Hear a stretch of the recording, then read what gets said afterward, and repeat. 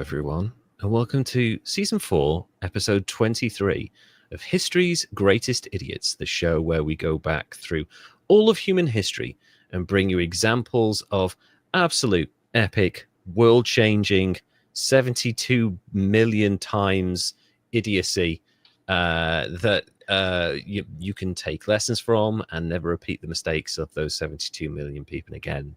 But who are we kidding? Sometimes we vote for the same person twice against our best interests. Anyway, joining me as ever is my amazing co-host Derek, and dear friend Derek. Derek, how's things? I don't know, man. I'm the idiot, I guess. You didn't vote for him. Well, you got to wonder if you're in the minority, I guess. Well, I don't know if 68 million is a minority. Also, aren't there like 300 million people in your country? How come only like 150 million voted? That's kind of crazy. I saw some stuff where they were asking the man on the street and on Wednesday if they were going to vote today, and everybody was really confident that they were going to do that on Wednesday, and so that's why we don't even know what day it is. It's all just a blur when you get to a certain age. The days blend into themselves. Massive elections, yeah. I mean, we're not going to harp on about this because the world is currently harping on about the insanity of the US election in 2024 and how the polls got it wrong and who's to blame. Is it the Democrats being out of touch? Is it people being horrible and racist and scumbags? Is it, Russia? Is it this? Is it a conspiracy? The fact of the matter is these things happen in life. The only thing you can do is respond to them in your own way, look after your own interests, try and further those, and make yourself immune to the unbelievably stupid decisions of other people. So that's the best way to do it.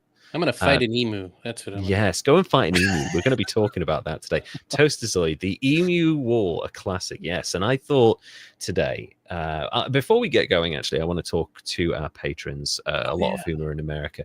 Jesse Christ, Kimberly Johnson, Andrew Zavara, Dilly Baub, and Silent Crisis.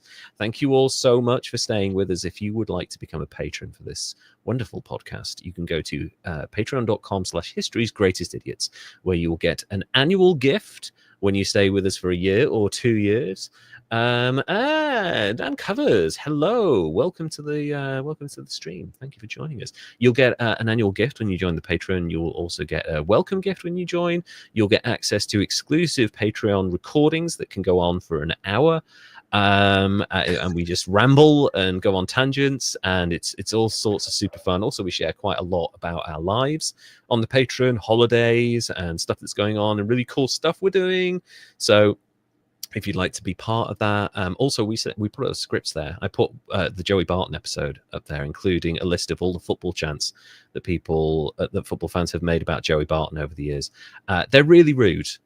And really, really rude. And every single one of them revolves around him being a psychopath. So go and check that. Oh, Derek's disappeared.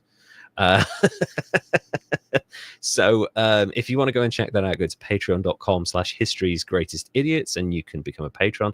Also, if you want to follow us on Instagram, go to instagram.com/history's greatest idiots, and you can just see us there. We don't always update it, but we do occasionally. Derek's back. Hey, hi.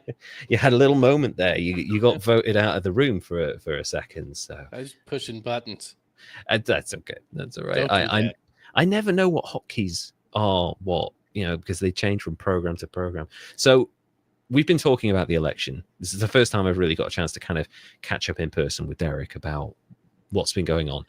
And I wanted to ask you this question because we talked about why it happened, who's to blame, what's going to happen now, what does the future hold, how scary is everything. My question is, do we even need politicians anymore now that we have smartphones and the internet? Yeah, no. Yeah. Could we not? Okay, sci-fi now, Black Mirror level sci-fi, but you have your phone, right? Almost everyone has a phone. If they don't have a phone, maybe in public places you put touchscreens, or in post offices or community spaces, you put touchscreen things, biometric scan, fingerprints, eyes, whatever you have to do. Just go on there and you get a notification about a decision that needs to be made in your area, in your region, in your country. The road needs repaving. The council want your opinion. Does this road need repaving? And you can vote. And if it gets a certain percentage, it passes. Maybe it only goes out to people in certain regions, whatever. Then when it comes to national decisions, you make that decision yourself. And then you'd vote in, and then the higher percentage would get passed. I don't know. Do we even need politicians anymore if we can just do that? I don't know, man. It sounds like a really complicated version of like America's Got Talent or something, or what was it? American Idol. You voted from your phone. That's it. Yeah, just do that. Yeah. Just do American Idol, only without the flashy presentation. Just like give people a video to watch, bit of infographics, animation, like a TikTok video. It would have to be on your phone because we're not going anywhere to do it. That's for damn sure. No, exactly.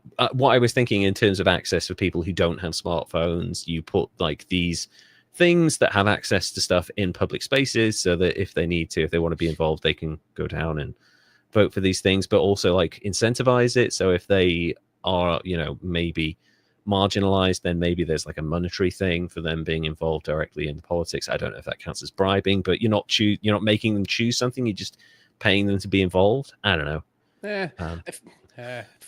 No matter what idea you have, somebody's gonna hate it.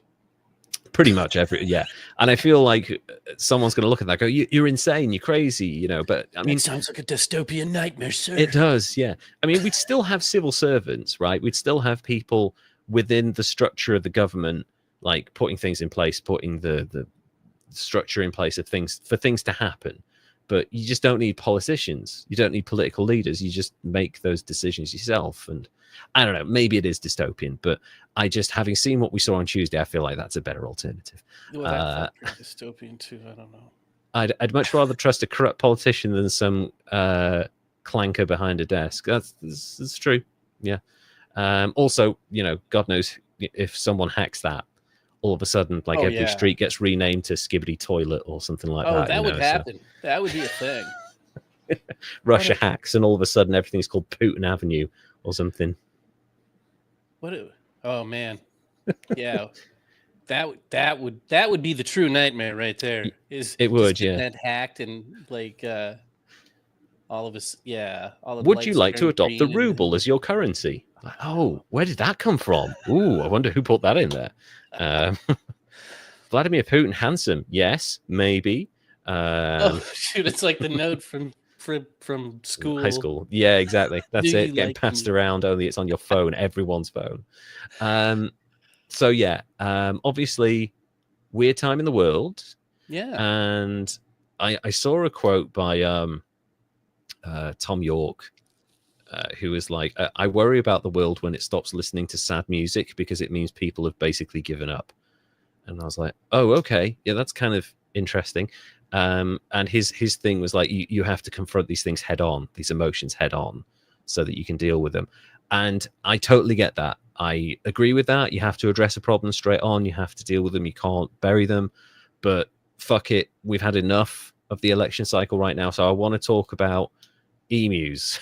Yes. Yes. I didn't tell Derek specifically about this. I think once I sent the thumbnails through, and there was a very graphic image of an emu guerrilla commander, it became clear what was going on. So I'd like to now talk about this week's idiot, but it's really more of a country than a person, although there are plenty of people in this story who are fucking idiots and directly responsible for this.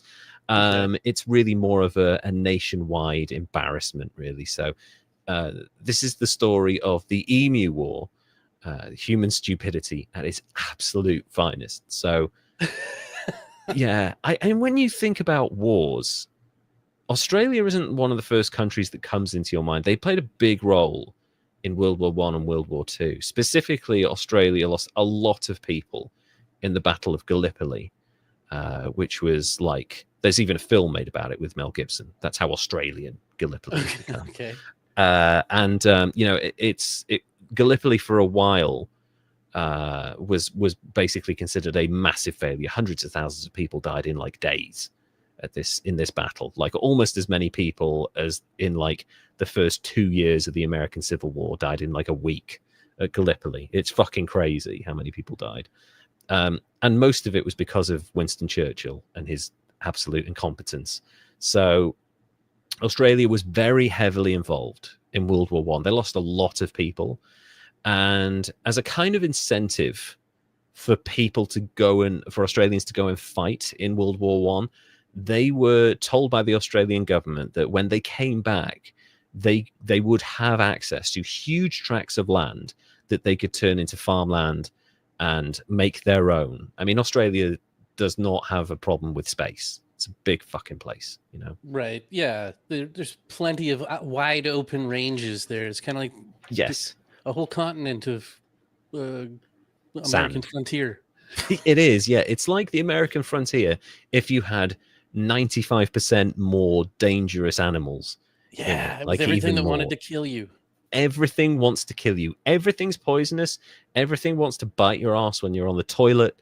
Everything wants to fucking fall through the ceiling when you're having a sleep. You're just like, oh, I'm chilling out in the afternoon. Fucking python falls through the ceiling or whatever, or a deadly 12-inch long spider or whatever, a box jellyfish just fucking lunges into your living room. Obviously Australia, and one of the reasons the government did this is they kind of wanted to what they essentially call tame Western Australia, because at the time it was very much like still arid, and there weren't many people living there. Everyone, and they still are concentrated on coastal cities all around Australia, and they basically wanted to kind of tame the outback a little bit, because 90% of Australia is like almost uninhabitable. It's fucking crazy. It's just desert and poisonous things everywhere. So yes, a picture of little baby emus, and the emus are indigenous to Australia, and they like to wander around in packs because, again, they're just basically dinosaurs. So you know, they do move in herds. It's the Jurassic Park thing, and they like big groups. I saw one thing that said emus specifically like to move around in couples or in small groups or in large groups. I was like, so basically they don't like being alone, is what you're saying. Like, that's the only option they don't take up. They're not bears, basically.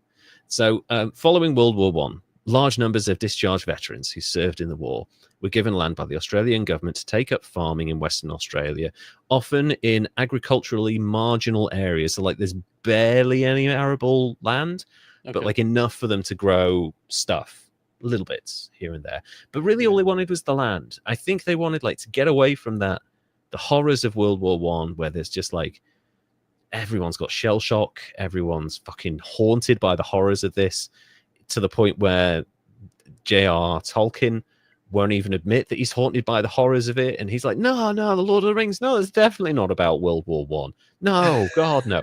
I'm totally fine. I just scream a lot. It's okay. So basically all of these people were offered land. Some of it you can grow crops on, but a lot of it is just like, go out there, just relax a bit, you know, here's a few acres. So so here's some dirt, go rehabilitate, you know, after the war. And I like that. I wish more veterans were given land after they've been to horrific wars and battle zones, because it's very healing to have your own space and wide open country, and especially when it's warm like Australia. Anyway, with the onset of the Great Depression in 1929, these farmers were encouraged to increase their wheat crops because it was one of the few things that would grow really quickly out there, and also obviously it can be turned into a bunch of stuff to feed people. It's the Great Depression, people need food, so Australia has a shitload of land, just grow a shitload of wheat. It's very, very simple. The government even went as far as to promise them that they would pay with subsidies as well. They'd subsidize the growing of wheat, and then they'd buy it off them at a guaranteed rate, and they'd make money, and they'd be able to expand and grow more wheat. And the Australian government effectively saw it as a way of stopping hunger, so that food wasn't a problem. They could focus on the other shit. Only thing is, the Australian government didn't pay the subsidies. They just fucked them over. So now the Australian farmers, who have all got shell shock, they've all fought in the war, they've all got loads of land, they're now growing masses and masses of wheat with absolutely no guarantee that the government's actually going to buy it off them. Yeah, and the US at this point, obviously after the Great Depression, has imposed tariffs on trade. So because obviously they want to keep everything inside, so that they're kind of an internalized economy to try and recover, and that's meant that it's damaged the price of wheat even more. It becomes even less valuable at that point. So things are going really badly for these farmers, and because of the recommendations and the promised subsidies, wheat prices continue to fall, and by October 1932 the situation intensified, and the farmers preparing to harvest the season's crops while simultaneously refusing to deliver the wheat. So they're like, listen, if you don't pay us the subsidies we were supposed to have, you're not getting this food. So this wheat's just hanging around, basically. Nothing's been done, not all of it's being harvested, and the farmers' difficulties worsened. Okay. Were worsened by the arrival of 20,000 emus to Western Australia. Oh no, that's a fuckload of any animal, right? Where did they come from? Like they So just showed emus up? migrate. Yeah, Okay. because they're birds. They're migratory, so they'll go on the coast where it's nice and cool. Like in the summer, it's a little bit cooler there, and then when it comes to winter, they'll head inland. Okay. Again, so they do a lot of that. Obviously, it's really and for people from the UK, it's a bit different as well. We don't have masses of big, wide open country where like bears and wolves and foxes and shit roam free. We have like pockets, but we don't have like 100,000 acres where shit just roams free.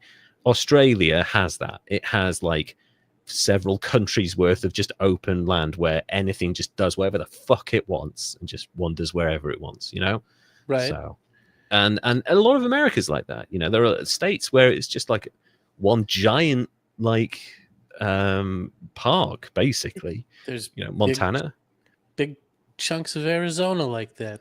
Exactly. And you know, you might have a highway or a freeway, but you know, there's not a huge amount else there.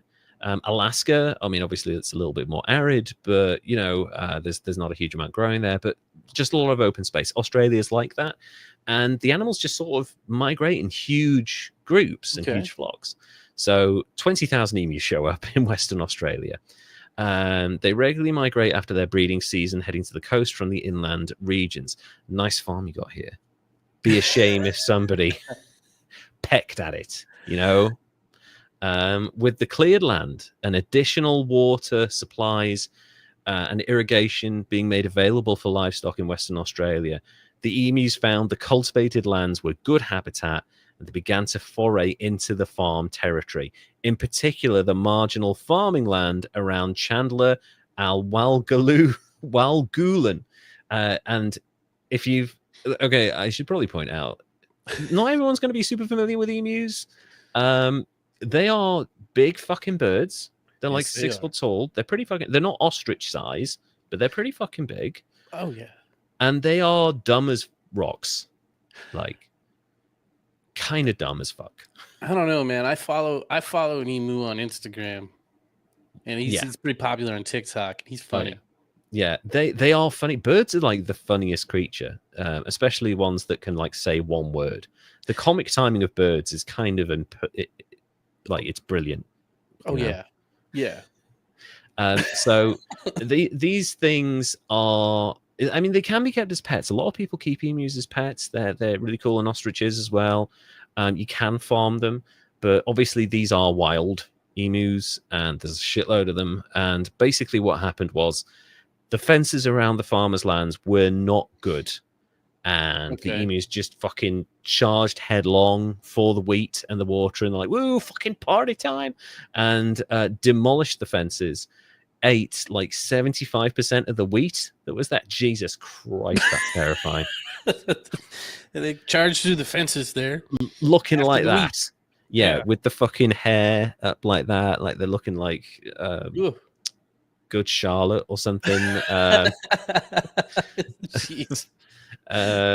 Yeah, and so they charge through the fence. They eat like 75% of the crops, and then because the fences are knocked down, all of the rabbits follow them through, and they finish everything off because they're eating. There's no fences to keep them out, so they finish the stuff that's on the ground. So there's like 95% of the crop has just been wiped out. Oh by no. these fucking birds. The emus consumed and spoiled the crops and left large gaps in the fences where rabbits could enter and cause further problems, as I just mentioned. Farmers relayed their concerns about the birds ravaging their crops, and a deputation of ex-soldiers were sent to meet the Minister of Defence, Sir George Pearce. Now, I'm assuming it's because they're ex-soldiers. Maybe they've got a connection to the Ministry of Defence, but why wouldn't you go to the Ministry of Agriculture with that one? They're farmers. You know, Ministry why of do you go Defense to... has guns, and you're going to shoot the big ass emus. Yeah, because that's a soldier's answer to everything, isn't it? You know, basically just shoot the fuckers. Well, And yeah, they did battle cry through the fences. they really did charge headlong. Having served in World War One, the soldier settlers were well aware of the effectiveness of machine guns. Having faced them across the battlefield and been wiped out by them, we're like, well, it worked for the Germans. Why don't we? And they requested the deployment of machine gunners to the Australian outback to fucking shoot birds. The amount of fucking flashbacks these guys must have been having must have been horrifying. The minister, of course, agreed because it's Australia. And although with conditions attached, there were some conditions to, I'm not just going to give you machine guns to shoot things. Okay, I know it's Australia, but that's kind of fucked up. So the conditions were the guns were to be used by military personnel only, active military personnel. So, okay. Troop transport was to be financed by the Western Australian government. So, you know, planes, trucks, whatever you need. And the farmers would provide food, accommodation, and payment for the ammunition. So they're basically housing the soldiers in their farms to sort this out. Okay. So, and but also, this is something that isn't mentioned a lot, is the soldiers also kept all of their guns from World War One. A lot of them didn't turn them in. Take this home with me. That I'm just going to take this fucking rifle home with me that I can pick things off at large, distance. So they kept all their weapons. So yes, the government is going to send you soldiers and machine guns, but also you're armed to the teeth already. So let's just go and have some fun with ammunition. Just feed the emus wheat. This is my solution, right? Feed the emus wheat for 2,000 generations. And eventually they'll all develop celiac disease and slowly just shit themselves to death, basically. It could happen. I don't know, though. It's happening for us. You know, like human beings are suddenly like, oh my God, wheat? Okay, I'm going to be sitting on the toilet for an hour. Pierce also supported the deployment on the grounds that the birds would make good target practice. Why not? They're fucking big. You know, we only had a bit of a part in World War One. We need to keep ourselves focused. Let's go and shoot some emus. Yeah, there's something maybe on the horizon anyway. We need to keep in practice. Maybe we need to keep shot. There's a very angry man from Austria floating around. Maybe we should keep an eye on him. Anyway, while it also had been argued that some in the government may have viewed the operation as a way of being seen to be helping the Western Australian farmers, as well as to stay off the brewing secession movement. So actually, Western Australia was like almost all farmers, and they're like, you're not supporting us. You're not giving us the money you promised, so therefore we'll become our own nation. So they're like, okay, all right, calm down. We'll send you soldiers and machine guns, all right? Boys, calm yourselves down. So I want to go back to that target practice statement. If you've ever seen an emu running around, you'll know that it's basically impossible to hit, even if you aim center of mass. I think we've got some footage here. Look at that fucking thing move. Yeah. Like, you ain't hitting that. You don't care how much you anticipate, like, oh, I'll aim where it's going to be in a second. It doesn't matter. That head is moving around. Yeah, he's bobbing and weaving. Yeah, there's good luck. It's evolutionarily designed to be awkward to capture, basically. So even if you aim for the center mass, it's a swirling vortex of like chaotic jerking and wild head movement. Even with a fucking AK, you're not hitting that thing. So towards the end of making a big deal out of it, the government also sent a cinematographer from Fox Movietone. He was enlisted with the army to probably in the hope to catch the ensuing hilarity on tape and make money from it if the cull doesn't work. And if, again, we've got more footage here of emus basically fending off a guy with a riot shield. Like, fuck me. It's those things can jump and kick. I would not want to get full close. like Jackie martial Chan? arts on him. Yeah, he's going nuts. Fucking flying kicks everywhere. Those things are scary, especially when you look into those dead eyes. Anyway, military involvement was due to begin in October 19. For those who can't see this, we've now got, because if you Google Emu War, you get a barrage of meme content and stupid images, and you'll get like AI art of emus armed to the teeth with machine guns and shit, and that's basically what I've done with the thumbnail. So the military involvement was supposed to start in October 1932. The war was conducted under the command of, this is a hell of a name, I'm going to have to really focus on this, Major Gwynedd Purvis Wyn Aubrey Meredith. So Gwynny. Okay. Gwynny the Pooh. I might call him Meredith. That might be easier. Of the Royal Australian Artillery's 7th Heavy Artillery, fucking howitzers and shit. Yeah, with Meredith commanding soldiers Sergeant S. Murray and Gunner J. O'Halloran, armed with 2 Lewis machine guns. So that's actually a pretty accurate picture of what basically was going on. So the Lewis machine gun is a ground-based machine gun, and it's pretty substantial. If you look at the old films from World War II, it's usually 2 guys lying on the ground, and like it's a big long gun with like a big circular chamber for the magazine and stuff. And I think it evolved into the famous like heavy machine gun that you see in Vietnam, the Vietnam War movies and stuff. But a Lewis machine gun is a fucking hefty piece of machinery. There you go. Look at that. So yeah, it looks a bit like a blunderbuss at the end. Like it's got a big, with like a cartridge. What is that called? Even I don't know. It looks like a bit like a Tommy gun cartridge kind of thing with the circular thing, and then you got a huge barrel at the end there, like massive opening. So that thing is spraying bullets everywhere. So they've got 2 Lewis machine guns, 2 gunners, a bunch of angry soldiers who have been trained to kill Germans, and 10,000 rounds of ammunition. 10,000 rounds between 2 guns. Wouldn't it make more sense to have 3 No guns? wonder the barrel was so big. I know. Good Lord. just fucking throw bullets at them at that point. But yeah, wouldn't it make more sense to have 3 machine guns so you could have like different like points of firing instead of like having 2? You could triangulate a little bit. Triangulation. Wouldn't that make more sense? Yeah. Also, I think you've got like an actual picture of like a massive flock of ostriches, and it is a flock. I did have to look that up. Isn't that a goop? It's a goopening of ostriches. Look at the fucking size of that thing. It's a 10,000 rounds. Good God.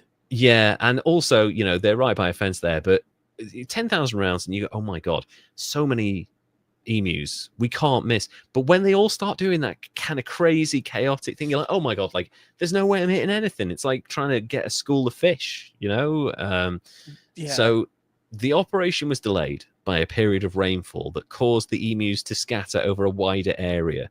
So they almost like they got intelligence that they were about to be attacked, and they scarped. Their spies were like, well, it's coming, boys. You've been given a reprieve with the rain, but you better scatter. So the troops were, effectively the weather's done the job of the army for them. The rain ceased by the 2nd of November 1932, whereupon the troops were deployed with orders to assist the farmers and, according to a newspaper account, to collect 100 emu skins so that their feathers could be used to make hats for light horsemen. Yeah. Okay. Very spiffy. Yes. It doesn't quite ring true. I'm kind of imagining before they go off on this, like the night before the mission, they're in barracks, they're fucking like looking at a picture of their loved one. just like have a last sip from their flask, and just like write in a letter, in case I die, and like put it in their boot or something like that. And I just kind of imagine this like Patton or Schwarzkopf stirring speech where it's like, okay, boys, all right, boys, our country's counting on us. Yeah, we can't let them down. The fate of the feather hat industry rests in our hands. Listen, it's an important part of our economy. We have to ride into glory for that. We've got another wonderful meme picture of and that's a Lewis machine gun and Chaos and an emu. Yeah, the battle's raging. It's not an inaccurate picture of what actually happened. Like, that's how fucking crazy this was. They were using, like, it looks like they're using artillery on them. I know. Explosions going off in the background. We'll talk about the explosions in a bit, but there were explosions, and that's because of incompetence. All of this is incompetence. There's no getting around. Like, there's no hiding the fact that this is one of the stupidest moments in human history. I nearly used that picture of the emu. That's a really good one with the feather hat on. So on the 2nd of November, the men traveled to Campion, where some 50 emus were sighted. This is like a small group, a soupçon of emus. Okay. Right. In military terminology, though, I have to ask you this question. Would 50 count as a battalion of emus or more of a platoon of emus? Like, what's the level with that? Like 50? Maybe that's a squad. It's bigger than a squad. Right. Squad's smaller than a battalion. Right. So maybe a platoon of emus. Yeah, platoon company. Platoon company feather. As the birds were out of range of the guns, the local settlers attempted to herd the emus into an ambush. Just herd them. You don't have to herd them into an ambush. Just fucking herd them. And he's herding them into an ambush. He is. Yeah, the emus are like, why the fuck? They look reluctant. They do. Yeah, they don't look like they want to engage. They're a bit confused by what's going on because they're emus. Yes. Another wonderful fake picture. I love that there's so many pictures out there of this thing.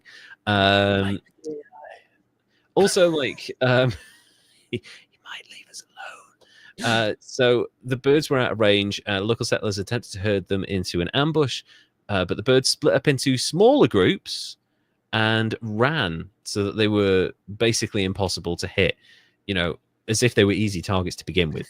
Right. So they're like, hold on, lads. Like, let's have a fire squadron over there. Let's have this over here. So like they recognize that something's up, and they have split up into different cells to confuse the enemies. So there you go. There's a typical flock of hoodlum emus that are just out to cause no good. They want your wheat, and they don't care how they get it. They just need that wheat. It's there. It's crack to them. So anyway, do you think the soldiers turned to each other at any point and were like, what are we doing here? Like, I know war is basically always senseless, but this feels especially senseless. We're shooting at flightless birds. Of all the things we could kill. With machine guns. Have we got a meme of, oh God, there's an emu pattern. Look at that. It's an emu pattern. The memes are never ending with the Emu War. Anyway, so nevertheless, while the first fusillade from the machine guns were ineffective due to the range, a second round of gunfire was able to kill a number of birds. A number. Yeah. So I know this is where it starts to get a bit sad, but only sad in the Silent Crisis. Hey, welcome to the podcast. It gets sad, but only slightly sad and more hilarious. Okay. So they killed a number of the birds. Later the same day, a small flock was encountered, and perhaps a dozen birds were killed. So, how many planes did you shoot down today? Maybe 12. It's like, well, I think I need an accurate number, to be honest, because, like, the corpses don't just disappear into ash. It's a big fucking bird. Just count them. So the fact that you're not giving me an accurate number is like really suspicious. I think Was it all the big explosions, and maybe they did turn into ash? maybe they were vaporized by the fucking machine gun fire. But this is where it gets really weird, because like they're fudging numbers from the start. And when someone in the military is fudging their numbers, it usually means we're not very good at what we're doing. So the next significant event was on the 4th of November. Meredith, the commander, had established an ambush near a local dam, and more than 1,000 emus were spotted heading towards their position. A literal legion of emus forming the tortoise. Coming after him. Slowly moving towards it. Yeah, exactly. Put the shields up like that, and the ones at the front like that. This time, the gunners waited until the birds were in close proximity before opening fire. I think, you see the white in their eyes. No. Yeah, the gun jammed though, so it's fine. The one of the two machine guns fucking jammed immediately after only 12 birds were killed. So they were like right there on top of them, 1,000 birds, and they just went, oh, fucking hell! Right, reload. The gun jammed after only 12 birds were killed, and the remainder scattered before any more could be shot. No more birds were sighted that day. So out of 1,000 birds, oh my god! Look at how could you hit that? How could you fucking hit that with a gun? Also, why would you want to? Look at how funny it is. He's surviving. Yeah. He's like training the next generation of emu warriors. The fuck? How could you kill that? Look how cute that is. That's fucking. It's like a living Muppet. An emu is a living Muppet from Sesame Street. It's just complete chaos and stupidity. It doesn't look like it has anything other than legs and a body and a tiny head. It's just hilarious. Why would you ever shoot them? Anyway, this time the gunners, I mentioned that they killed 12 flightless birds. Yeah, these flightless, incredibly stupid birds are apparently quite cunning. So, or at least more cunning than the Australian military. So in the days that followed, Meredith chose to move further south, where the birds were reported to be fairly tame. Which is like, but they only had limited success in spite of their efforts. Well, why would you shoot tame birds to begin with? Like, if they're tame, like domesticate they're eating them. your wheat, man. Just like get. Were you not listening to the first part of your story? I know, and it's just like domesticate and just round the fuckers up and farm them. Then you'll be in feather hats until the end of time. Hey, when you have a whole bunch of wheat that you don't know what to do with because they're not gonna pay you for it, but you got some meat that you got some delicious meat and stuff that lays eggs. Just fucking go for it, man. Self-solving problem right there. Yeah, emu meat and an emu egg. Bet that's fucking delicious. And some of them can be your friends because they're living Muppets. Yeah, because they're living Muppets and they're cute, and you can give them a cuddle and get kicked in the nuts by one. So what's that? Don't eat your friends. Eat the ones that you don't like. The really rude ones. So by the 4th day of the campaign, Jesus, the 4th day of the campaign, we'll be home by Christmas, lads. Army observers noted that each pack seems to have its own leader now. Each flock now has an alpha. Oh boy. The really like the it'll be the reluctant one, the ones that's like, oh, I swore I'd never go back. Is this the emu that keeps knocking down the camera? Yep, this is an alpha emu right here. Is it Emmanuel? That's the name, Emmanuel the emu. And the owner's always like, Emmanuel, don't do it. Yeah. And he occasionally listens. So the army observers noted that each pack seems to have its own leader now. A big black plumed bird which stands fully 1.8 meters tall, 6 foot high, and keeps watch while his mates carry out their work of destruction and warns them of their approach. That's right. The emus are now deploying guerrilla tactics, just like Mel Gibson in that perfectly historically accurate film, The Patriot. This is so fucking funny that the emus are just now like outsmarting humans, and they've adapted quickly. 4 days, and they've developed guerrilla tactics. They are raptors, man. They fucking are. They're feathery, hilarious raptors. Why don't go to war with raptors? Jesus. At one stage, Meredith even went so far as to mount Oh my god, I forgot about this. To mount one of the machine guns on a truck. So it's Okay. Australia, so it'll be a Ford. You know, it'll be one of those fucking flatbeds. You Okay. know, get it in the truck. Get it on the back of the truck. You might, Bruce. Can we commandeer your truck? Just fucking machine gun on the back of it. Oh my god, I think we got more emus being fending off He's army wrangling an people. emu. This guy. Yeah, we're seeing. Oh, and he's wearing cricket pads on his legs. That's an incredibly smart decision to make. Yeah, so you're not going to get your shins destroyed. So Meredith went too far to mount one of the guns on a truck, a move that proved to be ineffective as the truck was unable to gain on the birds because they can run at 40 miles an hour. They're fucking fast. And the ride was so rough that the gunner was unable to fire shots. He vomited everywhere and they crashed. Oh no! It went off road and the fucking thing was useless. Oh. So you can't shoot the birds even when you get like close enough to fucking kiss them, basically. And then you're like, right, okay, what we need is like a tank. We need to create an Australian tank. They do that, and then they crash the fucking thing, and the guy's like on the back of the truck. It's just horrific. So 4 days in, no luck. By the 8th of November, 6 days after the first engagement, 2,500 rounds of ammunition had been fired. The number of birds killed is uncertain. One account estimates that it was 50 birds. Oh no! That have been killed for Okay. 2,500 rounds. But other accounts, ratio. That's not a good ratio at all.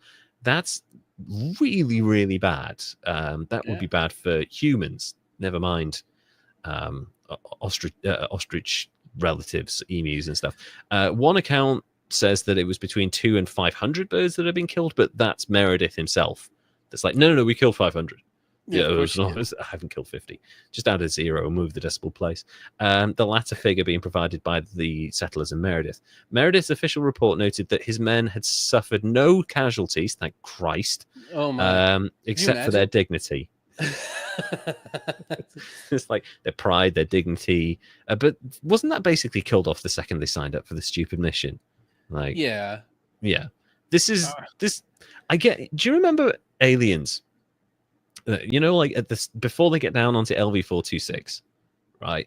So they're just up in the fucking ship on the way there, and they've all come out of cryo sleep, and they're all like dicking around, and they're all like, "Oh, is this gonna be a bug hunt? Is this just gonna be another stand-up fighter or another bug hunt?" So they think they're going down there to kill emus, and then they get down there, and they're like, "Oh shit, these emus are fucking giant penis monsters. What are we gonna do?" filled with acid. How are we going to defeat them? So yeah, I say we take off and nuke the emus from orbit. It's the only way to be sure. They're dangerous foes. They are dangerous. So basically, this is Australia's Vietnam. It's in their own back garden against birds. Summarizing the culls, ornithologist Dominic Cerventi commented, "The machine gunner's dreams of point-blank fire into serried masses of emus were soon dissipated." That's the most scientific put-down I've ever heard in my life. Like, you are shit at your job, is basically what he's just said. Okay. Yeah. The Emu Command... he said the Emu Command. I love that. The Emu Command had evidently ordered guerrilla tactics. There you go. And its unwieldy army soon split up into an innumerable small units that made use of the military equipment uneconomic. A crestfallen field force, therefore, withdrew from combat area after a month. 1 month, 3,000 rounds of ammunition fired. And if you're being generous, 500 emus have been killed out of 20,000. Yeah, that's if you're being generous. It's probably more like 100. Yeah, they've lost that war, right? So the first Emu War that lasted a month, they failed, right? On the 8th of November, members of Australia's House of Representatives discussed the operation following negative coverage of the events in local media, which don't send a film crew when you've got like basically the Australian version of the stormtroopers from Star Wars trying to shoot a bunch of fucking birds. So following the negative media coverage of the events in local media, that made claims that only a few emus had died. I love how they say died instead of killed. Yeah, they just passed away. Yeah, one of them had a heart attack, you know. Few of them died of the ravages of old age, you know. Yeah. Died. Pierce withdrew the military personnel and the guns on the 8th of November. After the withdrawal, Major Meredith, the guy who was like mounting machine guns to trucks and then crashing them, compared the emus to Zulus. That's not, oh, we've got emus playing. Oh, it's one of those rolling. This is a post-war. Yeah, this is them in training. This is their combat training, the combat readiness exercises. That's what this is. So after the withdrawal, the major compared them to Zulus and commented on the striking maneuverability of the emus, even while badly wounded. If we had a military, this is what he said, if we had a military division with the bullet carrying capacity of these birds, it would face any army in the world. They can face machine guns with the invulnerability of tanks. They are like Zulus, whom even dumb bullets could not stop. Nothing says good old-fashioned racism like comparing a group of humans to what's considered a pest, basically. Oh, man. Also, they'd hit some of the birds with 5 shots, and the things would still be running away at 40 miles an hour, like that. Like that's how that's fast. Look at dude. that go. Yeah, and they're just shrugging off bullets like they're 50 Cent, you know, like Jesus. So they can still run at 40 miles an hour with 5 bullets in them. So it's less of a tank and more of like a bulletproof Ferrari at that point. Like, yeah. You know, they fucking go. So anyway, after quick like that.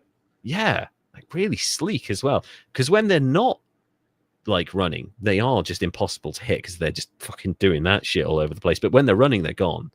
Right. So after the withdrawal of the military, the emu attacks on crops continued.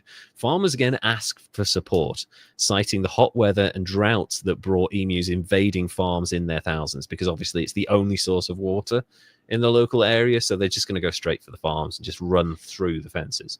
Again, James Mitchell, the Premier of Western Australia, lent his strong support to the renewal of military assistance. At the same time, a report from the base commander was issued that indicated 300 emus had been killed in the initial operation.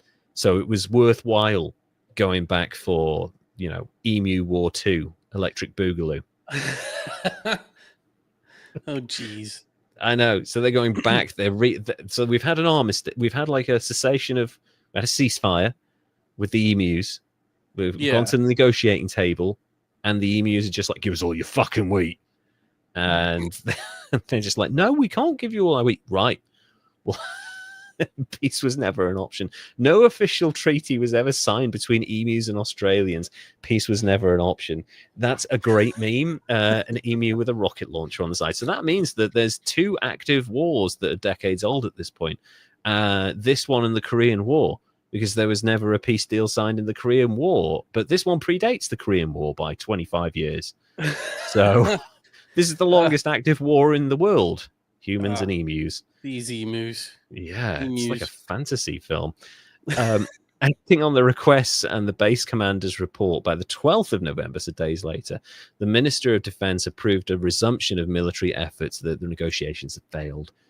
You know, they'd gone through the wheat that they brought to the negotiations, and it was, you know, Henry Kissinger couldn't get them to sign a new deal. So it was all off, really, at that point.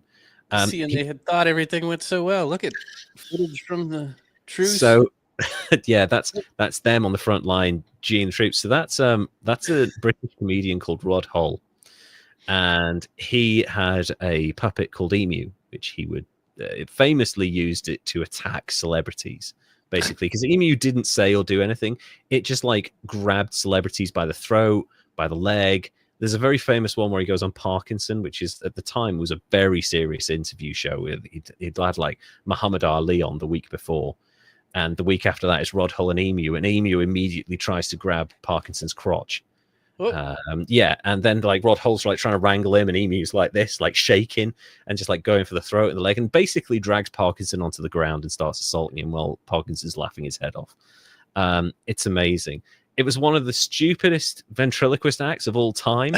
Just the same thing for 35 years, just like grabbing people and dragging them to the floor and being a lunatic.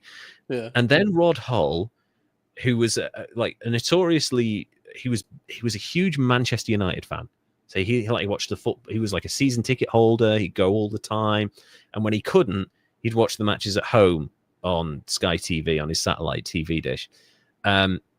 One weekend when he was getting older, he couldn't, like the satellite dish wasn't pointing in the right direction or something, so he climbed up a ladder to fix the satellite dish, fell off the ladder, fell through his conservatory, his greenhouse, and died. He was impaled on like some glass or something.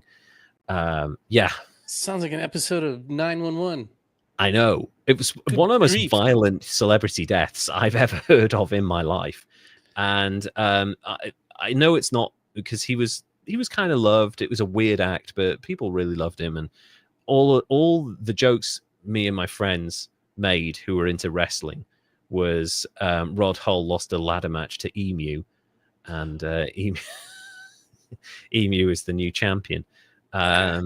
So that's, emus are violent, man. Claims another victim. Well, they weren't enough with Australians. Now they're coming after the fatherland. They're coming after the head of they've taken one leg of the empire down. They're coming down for the rest of it. What was that? Yeah. So I've mentioned here, why did the military not go to the Minister of Agriculture? But they do eventually. Like, this is the last time they basically go to the military with this. So although the military had agreed to lend the guns to the Western Australian government on the expectation that they would provide the necessary people, Meredith was once again placed in the field due to an apparent lack of experienced machine gunners in the state. So all these fucking retired World War I veterans are just too fucked up to basically take up a machine gun. I don't know if it's like because they're not trained in machine guns or what, but just let them fire. Just give them the ammunition. The emus? Yeah, at this point, like, they're probably way more deadly than you anyway. The emus would be like, we have no need for bullets. Have you seen how effective we are without weapons? So taken to the field on the 13th of November, never a good day to start, 1932, the military found a degree of success over the first 2 days with approximately 40 emus killed. So the weirdest paragraph I've ever read. To be honest with you, and like, imagine if you're flicking through the channels and you land on the news, and like you're like mid broadcast on the news, and you hear the statement saying, 13th of November, update from the front line: the military found a degree of success today, and they have they've killed approximately 42 emus. And you're like, oh, what? Hold on, what's going on? Hunting trip? You should pick up a paper. Emus. 40 dead? What's going on? Where am I? An alternate reality. The third day, 15th of November, proved to be far less successful, less than 40 emus. But by the 2nd of December, we're into fucking December now. The soldiers were killing approximately 100 emus a week. Oh. Dear Mary. Well, it's increased. It's a bit more. But they're now at this, like, they've been there for weeks, They're fucking 2 weeks in the jungle, and these emus keep coming, like, I'll bring home an emu feather for little Bruce. Like, Jesus Christ. It needs some stirring Ken Burns documentary music and a slow pan over a picture and a famous celebrity voicing that from the front line just to make it stand out. So Meredith was recalled again on the 10th of December. We got another picture of emus and an Australian dude. Just the memes keep on coming. Yeah, that's a very upset Australian. He's been defeated by a very stupid bird. Meredith was recalled on the 10th of December, and in his report, he claimed 986 confirmed kills, with a suspiciously round figure compared to that of 9,860 rounds spent. 986 emus dead, 9,860 rounds. That's 10 rounds per emu. Jeez. The way they move, that's not super bad, I guess. That's what he's claiming, at a rate of exactly 10 rounds per confirmed kill. Okay. It's bullshit, though. I was going to say, that is kind of convenient, though, then, I guess, isn't it? It is. Like, who... Exactly 10 rounds? that's kind of like childlike math. Like, oh, they'll believe this. Like, if I tell them this, they'll definitely buy it. So, in addition, Meredith claimed exactly 2,500 wounded birds had also died from their injuries. The emus clearly didn't have effective frontline triage, and probably poor sanitation conditions in their field hospital. There was no good mash units for the emu. No, emus. they didn't have a Hawkeye or a Hot Lips. They're just like the emus are just out there like doing the boring MASH episodes. Damn shame. That's a shame. Could you shut that chicken up? In assessing the success of the cull, an article in the Coolgardie Miner, that's a hell of a name of a newspaper, on the 23rd of August 1935 reported that although the use of machine guns had been criticized in many quarters, the method proved effective and saved what remained of the wheat. What remained of the wheat? So we killed some birds. We saved some of... we saved some of the feathers, and we also fired 10,000 rounds of ammunition to do that. Oh, man. It's fucking crazy. You've got even more like a photo pic, a collage of emu. Sad emu. Yeah, this is a captured emu from the war. Yeah, this is a what's it? A cat. Yeah, like you were saying, POW a captured. Emu. Yeah, a POW. These are POWs we're seeing right here. Yeah, POW emus. I wonder what the conditions were like.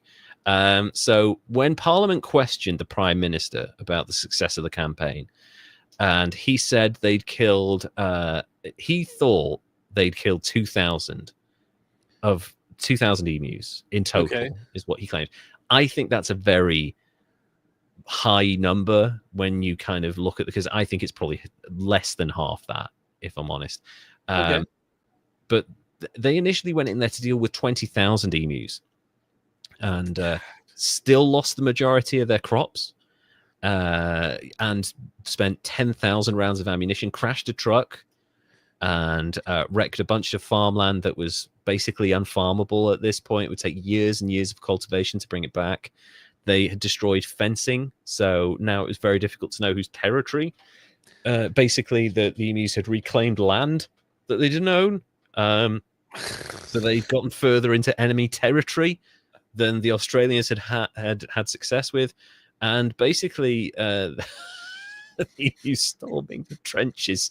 That's just fucking amazing. So the opposition to the government claimed that the emus had actually won the war, and that they should, the emus, this is what they actually said, they should be awarded medals for their stunning victory in the Emu War. That would be amazing. It's like, can we just pin this on your... Yeah, there you go. Well done. You're a veteran now. Can you imagine the negotiations after that? Because they hold all the bargaining chips. Despite the problems encountered with the cull, the farmers of the region once again requested military assistance in 1934, 1943, and 1948, only to be turned down by the government because they don't need another Vietnam. Look at this soldier surrendering to an emu. Fucking 4 soldiers. That's amazing. So instead of going on another expensive and fruitless war with a bunch of flightless birds, there was a bounty system created that had been instigated in 1923. It was continued, and this proved to be way more effective. 57,034 bounties were claimed over a 6-month period in 1934. So they armed these former soldiers, and all of a sudden they have wiped. The thing is, though, there were only 20,000 emus, right? So were these farmers dressing people up in emu costumes and shooting them and claiming the bounty? They're dragging in kangaroos with emu feathers duct taped to them. Fucking koalas. It's a baby emu. Yeah. This is a man with feathers on him. I'm still alive. Give me the bounty. In December 1932, word of the Great Emu War had spread because, like, you can't keep that shit under wraps. That's just too hilarious. It's got to get out. This is before, like, E-Bombs World and stuff like that, when things would have flourished. Oh, have we got another picture of... is this the military command of the emu? Yeah. Oh, they're on... Oh wow, they're taking over a helicopter. Yeah, that's when, if they've taken to the skies, then they are no longer the flightless birds. As long as they don't, learn how to operate machine guns, we're fine. So some conservationists from the UK said had protested the cull as an extermination of the rare emu. Well, that's either it's either 20,000 or over 100,000 of them, depending on the numbers. So they're not that fucking rare. Also, they ain't getting exterminated because this was not a success. So yeah, not even they're a little fine. bit. I mean, they killed a few of them, but I would say that there's a story. 1%. Yeah, I mean, 1% of those emus, but there's like a whole bunch of other. And then this is just 20,000 that were like, yeah, let's fucking invade this and take it as our own. They're basically like, it was a little coup by extremist emus. Jesus, they look terrifying. It's the extremist emus. It's the extremist emus. It's the real sleeper cell emus that really want to get out there. So there was a cat on, I can't remember the name of the island. There's a story, and I don't know if it was around Australia, but a lighthouse was put up on this island. Okay. And the lighthouse keeper moved there with his cat and his family. And within like 2 years, this cat had wiped out a native bird species from this island, just completely destroyed it in a matter of 18 months as one cat. Okay. So thousands of dead birds, because obviously a lot of Australian wildlife and stuff that didn't really encounter humans until relatively recently. So, they're quite tame, a lot of them. So, yeah. Okay. Now I'm guessing that it was either a giant ass cat or those thousands of birds weren't emus. No, they were not fucking emus. They were like tiny and dumb and small. Like you see quokkas that are like super tame and they come up to tourist stuff. It's like the bird version of that, basically. It just comes up and goes, oh, you're eating me. This is interesting and new. Mushing the stories together, and I was like, man, the Australians, they should have got cats. They should have done that. Just send the cats against the emus. It's like, you got 20,000 emus, we got 50,000 cats. Checkmate. So Dominic Cerventi and Hubert Whittle, those are good, like 1930s names. The eminent Australian ornithologists described the war as an attempt at the mass destruction of the birds. I mean, that's basically every war. Every war is basically an attempt at mass destruction. Just replace birds with humans, and you've just described every single war. Throughout the 1930 and onwards, exclusion barrier fencing became a popular means of keeping emus out of agricultural areas, in addition to other vermin such as dingoes, who like to steal babies, and rabbits. So what you're saying here is that Australia's version of the stormtroopers, as I mentioned before, wasted 10,000 rounds of ammunition when all they really needed to do was go to the Minister of Agriculture, who told them that, why don't you just get better fences? And makes you wonder a little bit, really. Why wasn't that your first choice? Yeah.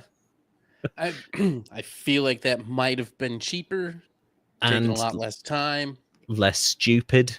But also, I guess, less fun, because you don't get to shoot at stupid birds.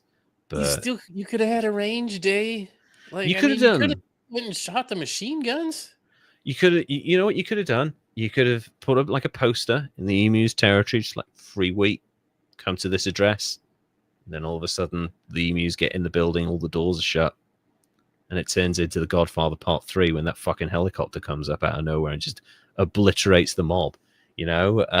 Just like get that, and just send a message. Just send a message to Emu Command, just like, you come after our crops, we come after your people. You send our wheat to the ground, we send one of yours to the morgue. So, in 1950, Hugh Leslie raised the issues of emus in federal parliament and urged Army Minister Josiah Francis to release a quantity of .303 ammunition. So they ain't fucking around, from the army for the use of the farmers. The minister approved it, and they sent the farmers 500,000 rounds of ammunition. Half a million rounds. So probably about 500 emus killed by that, I reckon. I don't know. 50, 55? 55 on a good day, with the wind. Yeah, we'll kill a couple more today. So in 2019, a musical adaptation of the story was workshopped in Melbourne by playwright Simon. Oh, that's a difficult name. Yailegolu. It's a Greek name, and composer James Court. An action comedy film titled The Emu War premiered at Monsterfest on the 22nd of October 2023. Take my fucking money right now.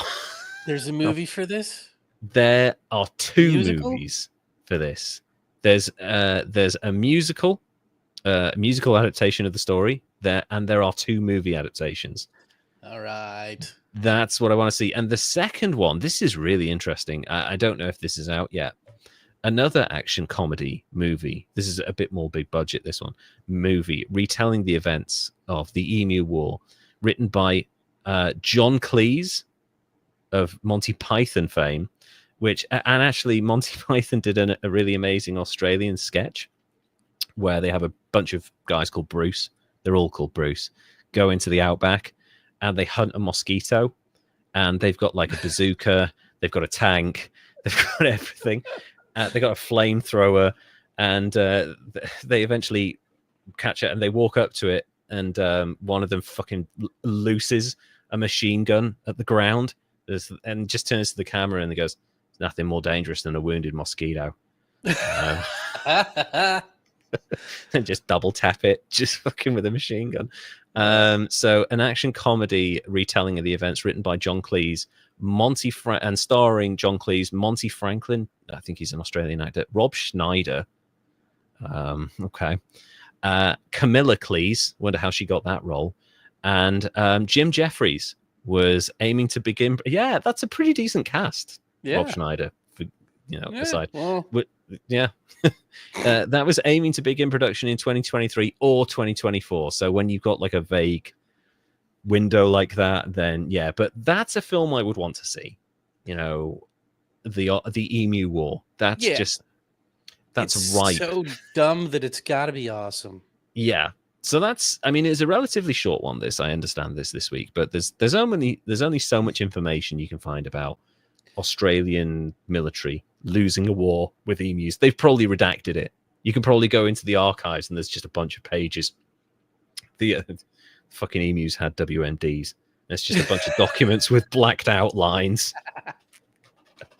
So there you go. That's the Emu War of 1932 to 1934.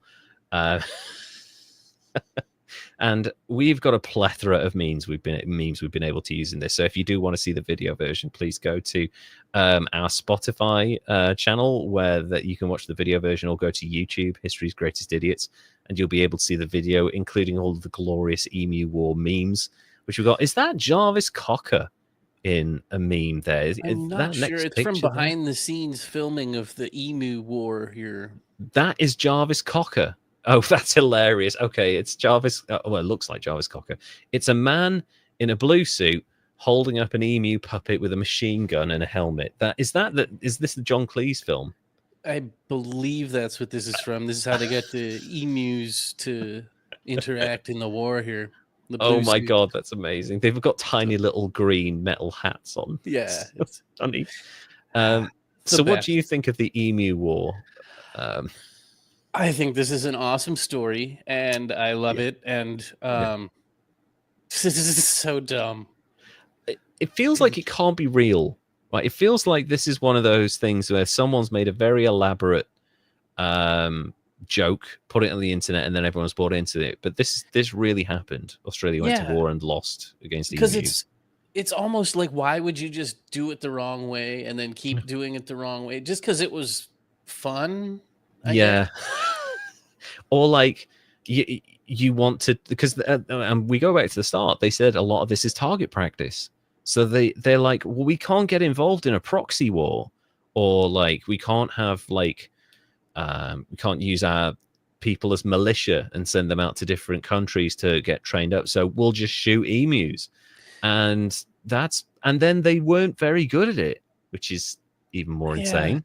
So they should have gotten more machine guns, and they should have trained harder. They should have trained harder. I feel like this is, and I'm not saying that you should test military maneuvers on animals. But I feel like this is an opportunity for the Australians to go, we've got this stuff kicking around called napalm. Should we try maybe using that? Oh, dear. Jesus. Yeah, sorry, that went dark. But yeah, the basically the Australian government lost a war with emus. There's Emmanuel, the emu again. Emmanuel. So yeah, I don't really know why they didn't just put in better fences and do a conservation attempt. But this is really before the age of conservation, I guess. Yeah. Well, I mean, Teddy Roosevelt's only built the national parks recently in America, so maybe once they really got inside the fences, they tried to get with the riot shield, and the birds just kicked the shit out of them. So they were like, "Nah, I got to get the machine guns out." now get the machine guns out. Next stage. Yeah, It's not like not like pepper spray or like arrows, just straight to the machine guns. I mean, that's the way I roll. If I have the exactly. option. Well, I can't start my car this morning, so I'm just going to go and get the machine gun, and I'm sure it'll fucking start. Just holding up your car. I can't see any reason why that wouldn't work. I also, one of the reasons I wanted to cover this, also Silent Crisis, great line, musical movie. That's a great joke. I also wanted to do this because I feel like sometimes Americans feel like they are on their own in the world with being kind of gun nuts to a certain extent.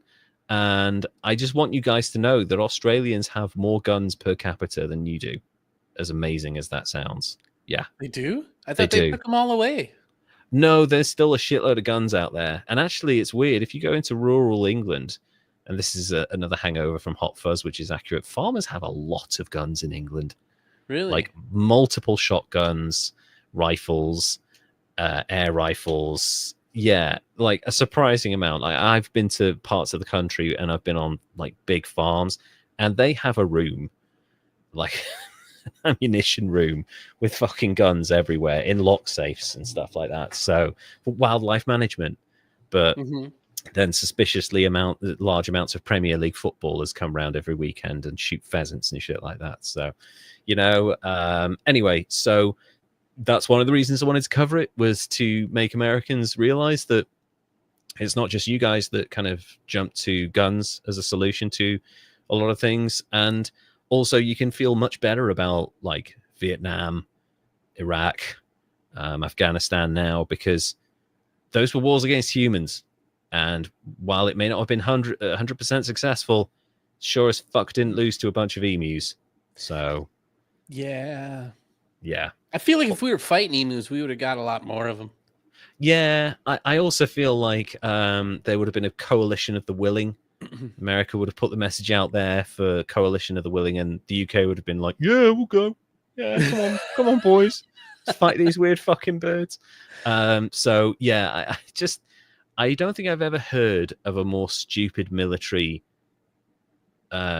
more stupid war. I think one of the ironically it's a proper war, but it's up there as stupid, is the Falklands War, because Argentina just decided to invade the Falklands. I mean, it's right by them and it's a British protectorate and stuff, but they just decided to invade the Falklands because they thought Thatcher wouldn't do anything, and she just went, well, actually it's an election year, so I'm absolutely going to do something, and sent over a task force. And as Ricky Gervais quite rightly pointed out, the Argentine army, their guns only fired like 50 miles and the UK's fired like 100 miles, so we're just like putting them at arm's length going, stop hitting yourself like that. It was just one of the most, I mean, a lot of people died. Like I think it was 1,000 Argentine soldiers and like 200 British soldiers died. A lot of people for like a 2-week long war, basically. Jeez. But yeah, and then they just retook it. It's one of the stupidest wars, but not the stupidest. I think this takes the crown as the stupidest war in human history. I would agree with that. Yeah. It's the stupidest war in emu history. Yeah.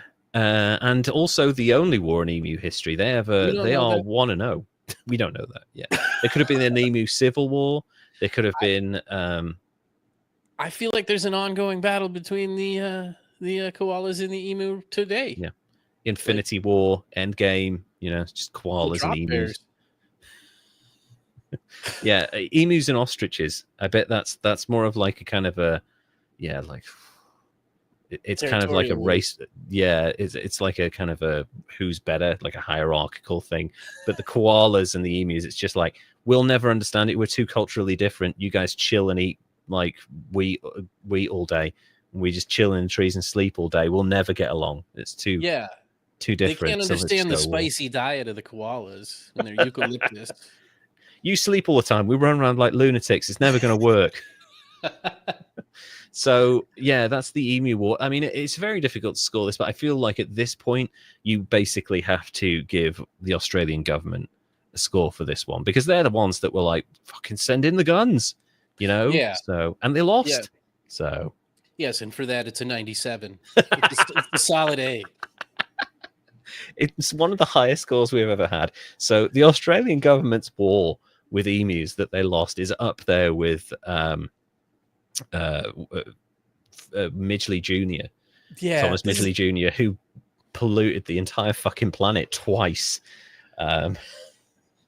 Yeah, they committed to dumb and they stuck with it. they really did. They went all in on this. And also the stupidest move, I feel like, and again, this is something that America has learned over time after the Bay of Pigs, I think is a good lesson there. Another stupid move. I feel like they could have done it like a Black Ops thing. Like, listen, we're just going to send in some specialists, 100, 200 guys with guns. And the farmers will be like, hey, what's going on? We're here for that problem of yours. Okay, we won't tell anyone. We won't let any of our neighbors know. We won't let the press know. You just go out there and take care of what you got to do. If they just done it off the books, you know, just a little bit of a Black Ops mission, it would have been fine. But because they decided to send a fucking cinematographer along, then you got a problem. Yeah. You know? I don't know. Deadline 1932, the Great Emu War. The damn reels are there. Yeah. And I wonder if they get a bunch of propaganda, a bunch of racist propaganda against the emus, putting them in like really horrible, offensive, like look back on it for years. Man, we were trained to hate those emus. You know, we were indoctrinated against them. I'm sure. Yeah. Goodness. Man. So there we go. Go on. Yeah.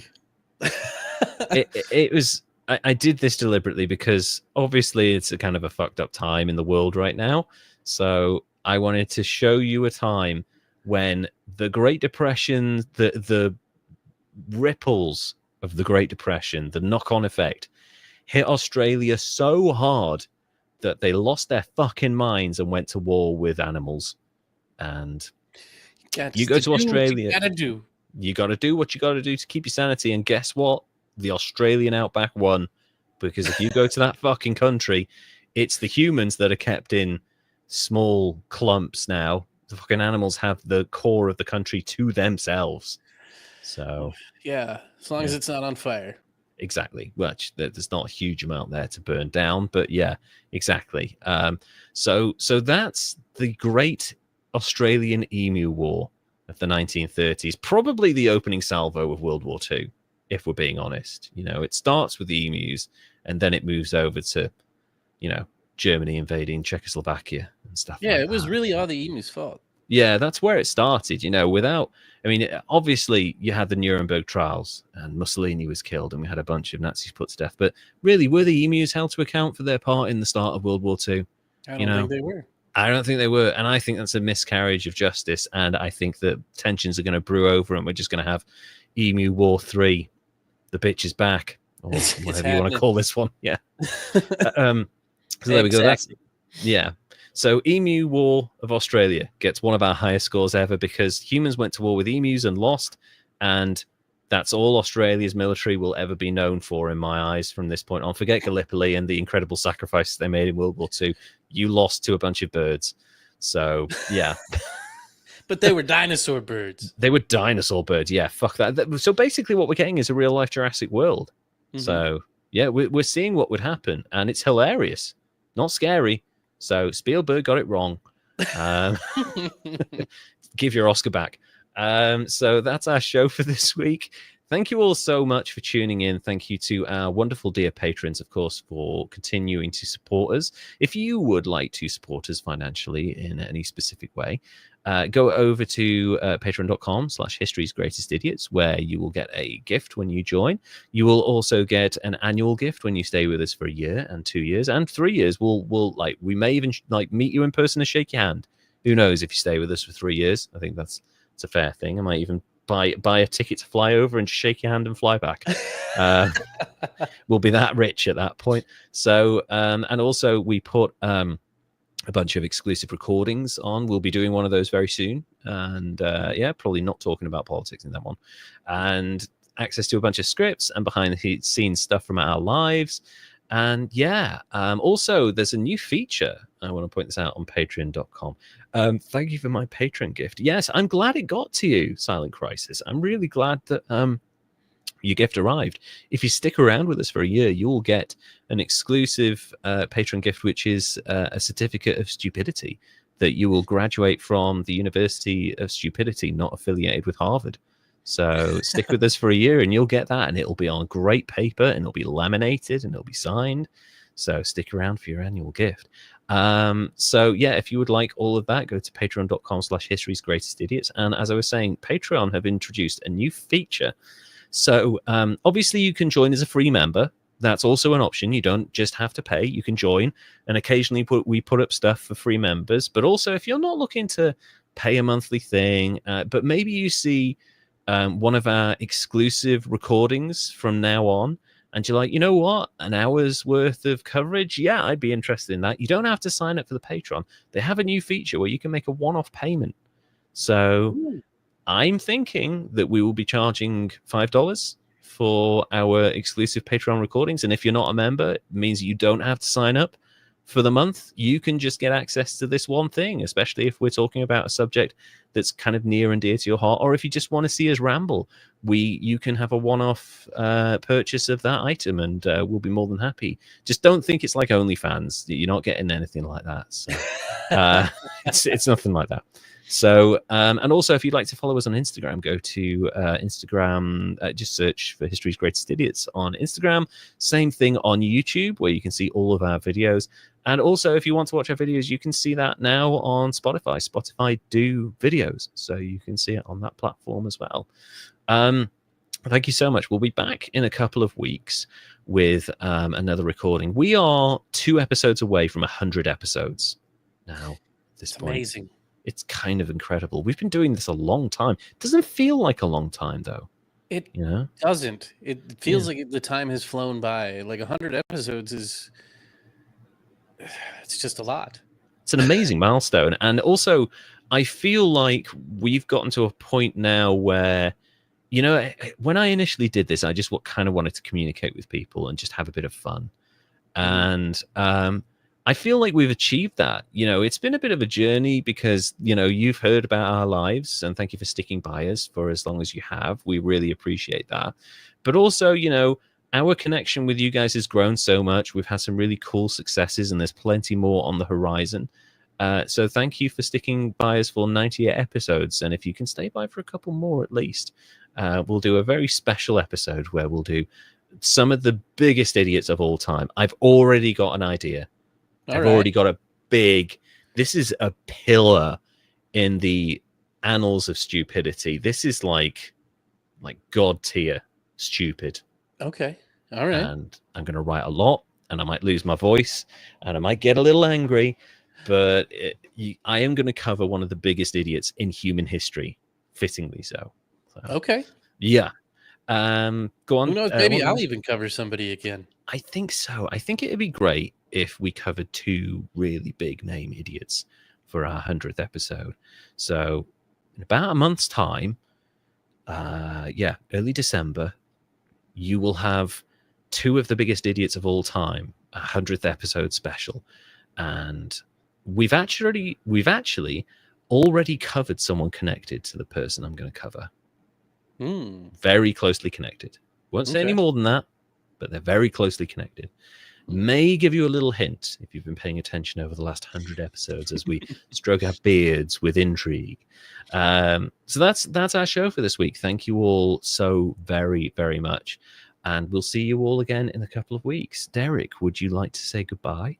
Goodbye, everybody. Goodbye, and take care. And don't worry, honestly, it's going to be okay.